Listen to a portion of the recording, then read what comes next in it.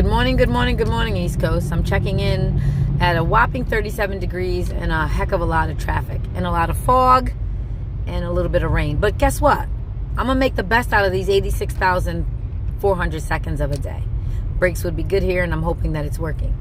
So, my weekend was fast. It went by really fast. It went by like a blur. And yesterday, I was going to sleep in, but I was blessed to hear from my friend nice and early in the morning. And I actually had two services because he gave me a service yesterday, and a lot of things he was saying, I was yesterday years old in hearing, and I commenced that to memory. And I really, really have to make a move with some of the things that he's been telling me, because I know God put him in my life for a reason.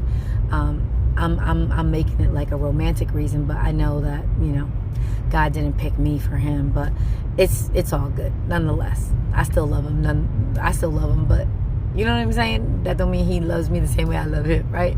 I digress. Okay. So you see, I had that cheesy smile, that little stupid, like, crazy. All right, back up. So the service that I had with him yesterday was very, very enlightening, and to lead into the service from my pastor, in which he said the struggle makes you stronger. And when I tell you your girl is struggling, your girl is struggling. Like, I have two households to maintain.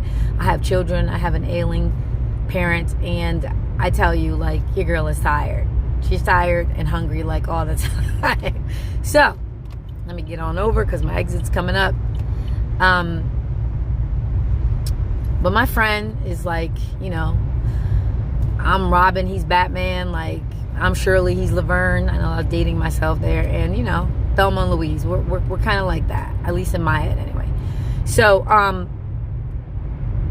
when the pastor was talking about how the struggle, makes you stronger, he closed with, and when I tell you, I kid you not, I struggle with this. I struggle with this. Knowing when to stay silent, and knowing that prayer gives you the restraint. Do you hear me? Let me say that again.